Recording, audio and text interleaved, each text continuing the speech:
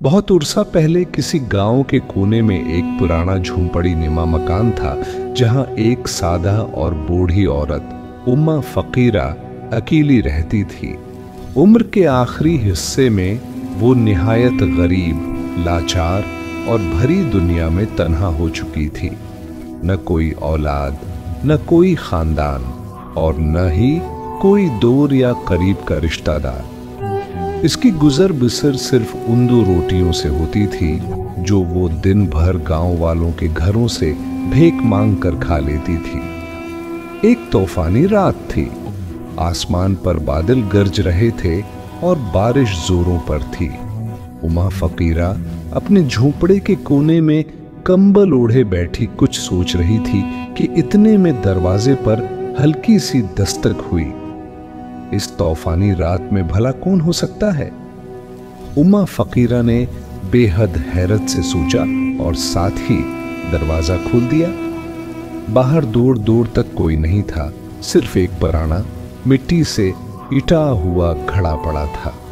हैरत से उम्मा फकीरा ने घड़े को देखा और उसे उठाकर अंदर ले आए। शायद किसी मुसाफिर का सामान रह गया हो। यही सोचकर उन्होंने वो घड़ा कोने में रख दिया और सो गईं। सुबह जब उम्मा फकीरा ने घड़े को देखा तो हैरत से उनकी आंखें फटी की फटी रह गईं। घड़ा साफ सुथरा था और चमकते हुए सोने के सिक्कों से भरा हुआ था।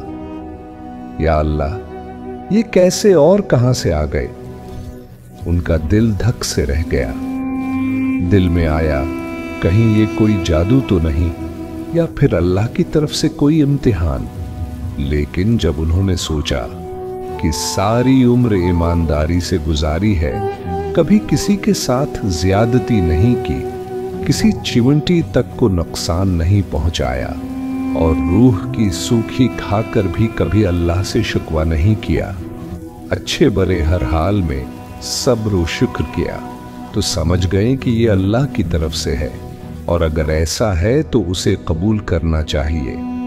बढ़िया फकीरा ने सुबह की सुनहरी धूप में चमकते दमकते सकों पर नजर डाली और घड़े में से कुछ सके निकाले और बाजार जा पहुंचे। इस दिन पहली बार उन्होंने जी भर कर खाना खाया। पुराने कपड़ों की जगह नए कपड़े ले आए। पुरानी चुपल, चूल्हा और टूटी फूटी हांडी भी बदल दी। गांव वाले सब हैरान थे। अरे, उम्मा फकीरा को क्या कारून का खजाना मिल गया? वो तो हमेशा मांग तांग कर खाती थी। मगर उम्मा फकीरा खामोश रहे। न किसी से कुछ कहा, न घड़े का जिक्र किया। अगली सुबह एक और अजीब बात हुई। सोने के सिक्के इस्तेमाल करने के बावजूद घड़ा दोबारा चमकते दमकते सोने के सिक्कों से भरा हुआ था, जैसे कोई रात को आया हो और नए सिक्के डाल गया हो। अब उम्मा फकीरा को यकीन हो गया कि यह घड़ा कोई आम घड़ा नहीं है। लेकिन तीसरे दिन गांव की एक लालची औरत जबीदा उनके घर आई। उसकी आंखें चमक रही थीं। कहने लगी, उम्मा जी, आपके हालात तो बहुत अच्छे हो गए हैं। ये सब कैसे हुआ? उम्मा फकीरा ने बात टाल दी, मगर जुबैदा की नजरें घड़े पर पड़ चुकी थीं। वो समझ गई थी कि यही इस खजाने का राज है। अब जब से उम्मा फकीरा के हालात बदले थे, जुबैदा के दिल में वसूसे और लालच की आग भड़कने लगी थी। वो सोचती, यही उम्मा फकीरा जो कल तक दर दर रोटी मांगती थी, अब गोश्त, बेशुमार खाने पीने की चीजें, नए बर्तन, नया चूल्हा, जरूर कुछ ना कुछ गड़बड़ है। दिल ही दिल में तरकीबें बनाने लगी और उसकी नजरें अब भी घर के कोने का जायजा ले रही थीं।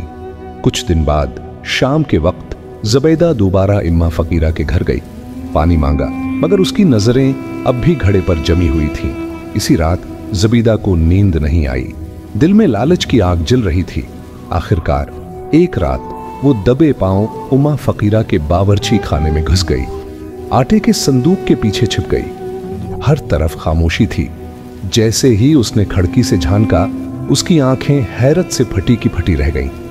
घड़े से खुद ब खुद सोने के सिक्के निकल रहे थे। जुबैदा की आंखों में लालच की चमक दौड़ गई। अब मैं अमीर हो जाऊंगी, मैं खुशी से हंसते हुए अपने घर पहुंची और घड़े को चादर से ढक कर रख दिया। रात को जब सब घर वाले सो गए तो चुपके से पहुंचकर घड़े के पास बैठी।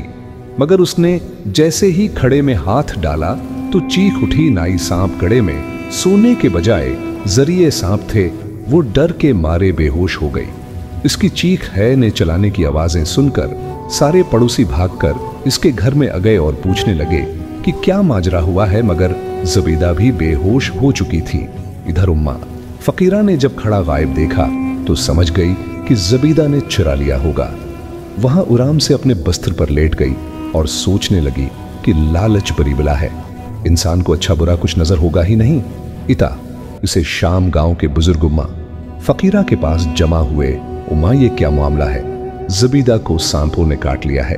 उम्मा फकीरा ने सबको असल माजरा बता दिया है और साथ ही नरमी से जवाब दिया, यह घड़ा जादुई था, मगर यह सिर्फ नेक दिल लोगों के लिए था। जो लालच करता है उसके लिए यह जर बन जाता है। बुजुर्गों ने फिर उम्मा फकीरा से पूछा कि उम्मा, इसका क्या हाल है? अब सबको क्या करना चाहिए, वरना यूं तो सारा गांव लालच में बर्बाद हो जाएगा। उम्मा फकीरा उठकर घड़ी के पास गई, घड़े को हाथों में पकड़ा और कहने लगी, ऐ अल्लाह, अगर ये मेरा इम्तिहान है तो फिर मुझे इसमें सरकरू करना। और फिर कहते साथ ही उसने घड़ा कनवे में फेंक दिया। इस रात तमाम फकीरा बहुत सुकून की नींद सोई, मगर रात के किसी पहर में अमन फकीरा को एक ख्वाब में जगा दिया। खामोशी छाई हुई थी, लेकिन लगादारे का जेब सायर साज था और उसके दिल में एक बेचैनी भी थी। वो समझती थी कि कनवे में वो जादू भरा घड़ा फेंककर इसने एक बड़े इम्तिहान से जान छुड़ा ली है। फिर भी दिल के किसी कोने में एक सवाल खटकता रहा, क्या मेरी किस्मत का सूरज ढल गया? है रब कि अब सब कुछ खत्म हो चुका है।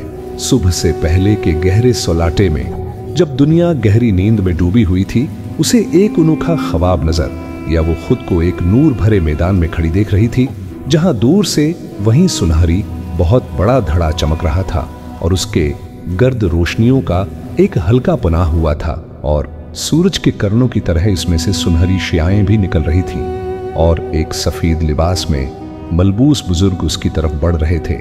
उम्मा फकीरा उनके कदमों में बैठ गई। हजरत, मैंने गाढ़ा लौटा दिया क्योंकि लालच ने मुझे डरा दिया था। बुजुर्ग ने मुस्कुराते हुए फरमाया, तुमने दुरुस्त किया और कोई इनाम नहीं बल्कि एक इम्तिहान था। तुमने सब्र किया, शुक्रगुजारी दिखाई, दूसरों को दिया और राज रखा, यही तो असल दौलत है। उम्मा फकीरा ने लर्ज की आवाज में पूछा, तो क्या मेरी किस्मत का सिलसिला खत्म हो गया? बुजुर्ग ने शफकत से जवाब दिया, तुम्हारी किस्मत तो अब नए सरे से शुरू होने वाली है। जब सुबह तो बाद खोलोगी, कनवे के पास तुम्हारा एक नया तहफा इंतजार कर रहा होगा, मगर याद रखो, ये नामत सिर्फ तुम्हारे लिए नहीं बल्कि सारे काम के लिए है। ये कहते ही चारों तरफ रोशनी फैल गई और ख्वाब टूट गया। बूढ़िया की ऊँख खुली तो उसका दिल तेजी से धड़क रहा था। इसने जल्दी से चादर संभालिए और कनवे की तरफ चल पड़ी।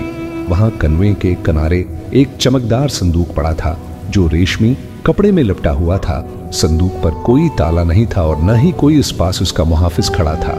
गड़िया ने हल्के हाथों से संदूक खोलना शुरू किया और जैसे ही संदूक खुला तो उसके अंदर न सोना चांदी था और न ही कोई दौलत, बल्कि एक खत रखा हुआ था जिसके साथ एक नर्म उड़ा रेशमी और चमकदार चादर कुछ सौखे हुए और एक छोटा सा मिट्टी का दिया वहां मौजूद था।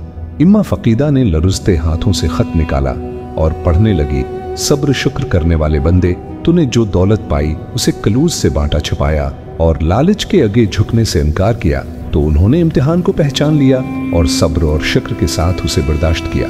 अब यह तहफा सिर्फ तेरे लिए नहीं बल्कि इन सब मगर ईमान का दामन अपने हाथ से न छोड़ा।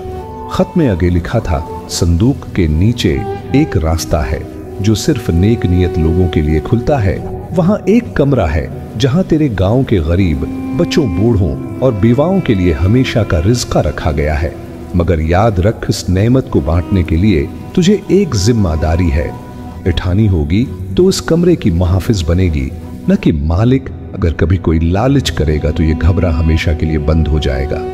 उड़िया की आंखों से आंसू बहने लगे। उसने संदूक के नीचे देखा तो वाकई एक छोटा सा पथरीला दरवाजा था। जैसे ही उसने हाथ लगाया, दरवाजा आहिस्ता से खुल गया। अंदर दाखिल होते ही हैरत से साकत हो गई। मिट्टी की दीवारों वाले इस कमरे में अनाज, कपड़े, दवाइयां, बर्तन, किताबें और गर्म चादरें, गर्ज दुनिया की सभी नामतें तरतीब से रखी थीं, जैसे किसी ने सालों की जरूरतें पहले से जमा कर रखी हों। अगले दिन बढ़िया नेक काम वालों को बुलाया। कुछ तो हैरान थे, जबकि कुछ काफिजदा और कुछ दोशरमंदा भी थे। बूढ़ी उम्मा ने गांव वालों को बुलाया और सब कुछ उनमें बांट दिया। उम्मा फकीरा ने सबको बताया कि यह जगह अल्लाह की तरफ से एक तहफा है, मगर उसके लिए एक शर्त रखी गई है कि किसी को अगर कोई चीज चाहिए तो वो सिर्फ अपनी जरूरत के मुताबिक लेगा, सब्र और शुक्र के साथ लेगा। उम्मा फकीरा ने सब कुछ गांव वालों को बांट दिया। इस दिन से गांव की तकदीर बदल गई। न कोई भूखा रहा, न कोई नंगा। लोग एक दूसरे की मदद करने लगे। बूढ़िया को सब उम्मी खजाने वाली कहने लगे, जिसका दिल सोना था मगर हाथ हमेशा खाली रहते। जबीदा भी, जो कभी लालच में अंधी हो जाती थी, अब रोजाना गोदाम साफ करती और बूढ़ी उम्मा के पैर दबाती ना। और वो जादुई घड़ा शायद कन्वे के तह में इज भी बड़ा हो किसी, और गांव किसी और फकीर किसी और नेक दिल की आजमाइश का इंतजार कर रहा हो। इस कहानी से हमें ये सबक मिलता है कि मेहनत और सब्र का फल हमेशा मीठा होता है। जिस तरह सुनहरी खड़े की चमक दूर से ही दिखाई देती है, के लिए है जिन्होंने जिंदगी भर फाके किए। प्यारे दोस्तों, कहानी अच्छी लगे तो लाइक करें, चैनल को सब्सक्राइब कर दें।